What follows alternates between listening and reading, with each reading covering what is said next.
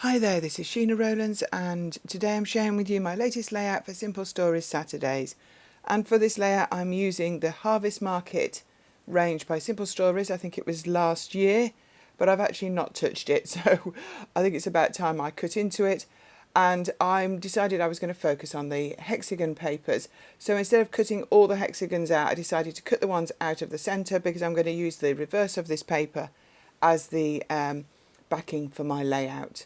So I've got a picture of me on my first visit ever to a pumpkin patch locally, and I want to just use the one photograph, but I want to add some journaling. So I was just looking at the journaling paper to see what I would put with it. So I'm not going to use all of those hexagons, I don't think, but what I've done is cut the cardstock a little bit smaller so that you get a nice border of the background paper. So I'm just trying to lay them out initially. I want them to overhang the white cardstock onto the background, I think. I must admit, I don't know why initially I decided I was going to use hexagons, because I'm not very good at using shapes, circles or squares or hexagons. I've not used them before, and I think you might have seen at the beginning I've got some hexagon dies. They're still joined together. I've never used them. But I thought the paper was a challenge for me. Normally I would have just used the orange checkered side. So actually I thought, no, come on, use it. And actually the more I moved them around, the more I actually was enjoying the way that they were looking, and thought, yeah, I can do this. This is going to work. So I was quite pleased that I did actually set myself a mini challenge to cut out the hexagons from the centre of that paper. Now I know some are going to be covered by the photograph and the title and my journaling, but at this stage I'm just looking at the placement. I want them to reach either side of the 12 by 12, top and bottom. So that's the way my mind is working. I'm just looking, I don't want them too many grouped together. I want some gaps because I'm going to do some mixed media in a moment in between. And I did cut some out of the 6 by 8 paper, so there's a few smaller ones as well tucked in. So I'm going to add mixed media to a piece of cardstock. Obviously I've left the layout in one piece, and I'm going to add those hexagons onto this piece of paper eventually. I find this helps me a lot rather than tipping it all off and starting again. I've got it there as a guide, a visual guide, and I'm a visual learner definitely, so I prefer it. So I've come in with a couple of shades of Distress Oxides and I've tapped them on my mat, and I'm using the packaging technique to add some colour to the cardstock. I just want to bring in the yellowy orange colours that are in the papers, just to break up the expanse of white, because I understand on the right there's quite some big gaps between the hexagons, so I just want to add a little bit more interest there.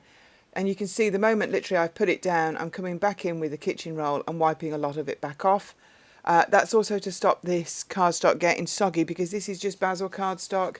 It's not a thicker one, and I don't really want it bending too much. So I'm kind of trying to I'm trying to get the colour on the cardstock and then lift the water back off, if that makes sense.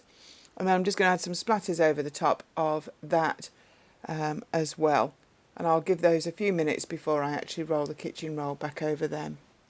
Sometimes I do come back in a bit later if I feel like there's some areas that are missing some ink, but I think that's pretty much covered the areas I wanted to show between the hexagons. And I'm just going to take that extra water off those, and that gives that a chance to dry out. So now it's dry, I'm just looking at the tag paper, and I'm going to go off camera. I'm just using my 12 by 12 guillotine there to take some tags off there, and I'm going to just trim them by hand, and I'll keep one of those for adding my journaling later on. I've come in with my faithful old distress tool, and I'm going to just run that round the edges of the hexagons, and just to rough them up a little bit. I did cut them all by hand, so they're not perfect anyway, so that will disguise that really. I've also put the embellishments and the titles to my left, just for me to start to think ahead now. Sometimes I have an idea right from the start of exactly what I want, but this time I didn't, because I did feel I was out of my comfort zone a little bit. So I've got most of this range, and as I say, I've not used any of it before, so I've got all the words and all the die cuts. Now I really like the word autumn there, but it seems to get completely lost amongst the hexagons, and I do admit there's quite a lot of pattern and colour going on. So I'm thinking, is that right? Now these words, pumpkin patch, they're massive, and they're the foam ones, And initially I wasn't sure, and I'm thinking, is that just too much? But I feel that to make them stand out, I think I did go with pumpkin patch in the end, but I did enlarge my photograph a little bit. I've gone for a 3x4. I think it was 3.5 by 2.5 before, but I've moved to a 3x4 because I think it needs to stand out from all the hexagons that are behind it. So I'm coming in with some foam pads now, and I'm adding those to the back of the hexagons to stick them down to the card stock. So what I will tell you is that Simple Stories Saturdays is a once a month blog hop by a talented group of scrapbookers.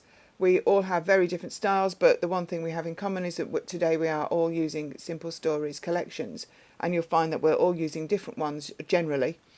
I don't think anyone else may be scrapping autumn like I am at this time of year, but hey.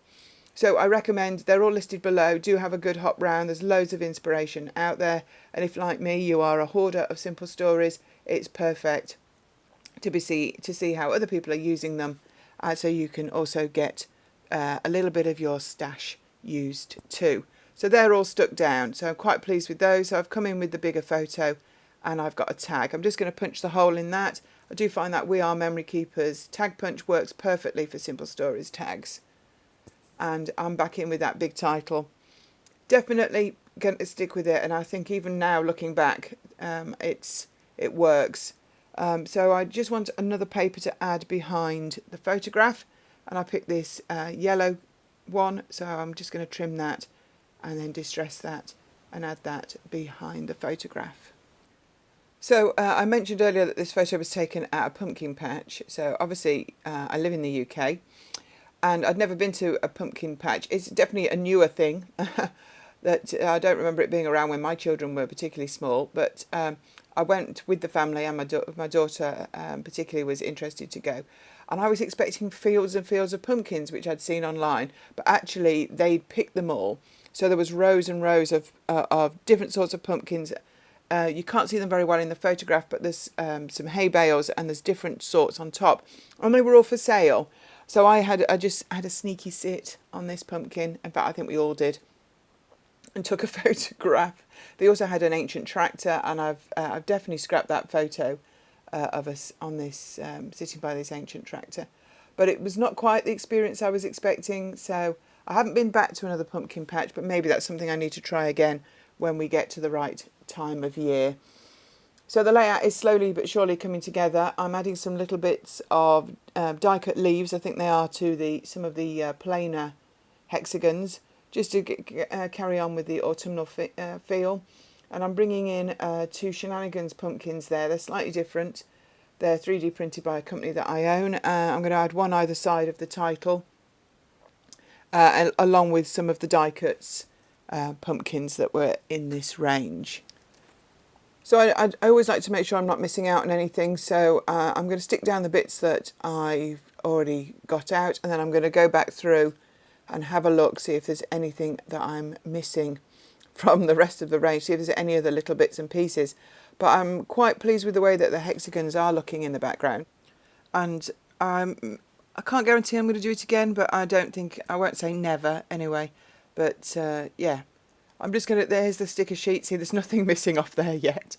And that's not normally how my Simple Stories sticker sheets look. And I'm looking at adding a word sticker maybe, or a phrase at the top of the photo. I'm probably going to add that on a little bit of foam. And then I see that they've got some other squashes, so I'm going to add a couple of those as well, either side, so add like a collection either side of the title. Definitely, I hope you agree that the word pumpkin patch actually does work on this. I think I was just put off by the size. I think maybe because it was a 2-word title initially, maybe that's what caused me to be a little bit put off by it, but actually I think it needs it, definitely. I will add my journaling off camera and a little bit of ribbon there to the tag. So thank you so much for watching. Here's the full image and some close-ups too. I do give it a little sprinkle of white acrylic paint off camera at the end, just to break up some of the bolder colours. Do hop round all the team, so thank you so much for watching. If you like what you see, give me a thumbs up, subscribe to the channel, and I'll see you here real soon. Bye for now.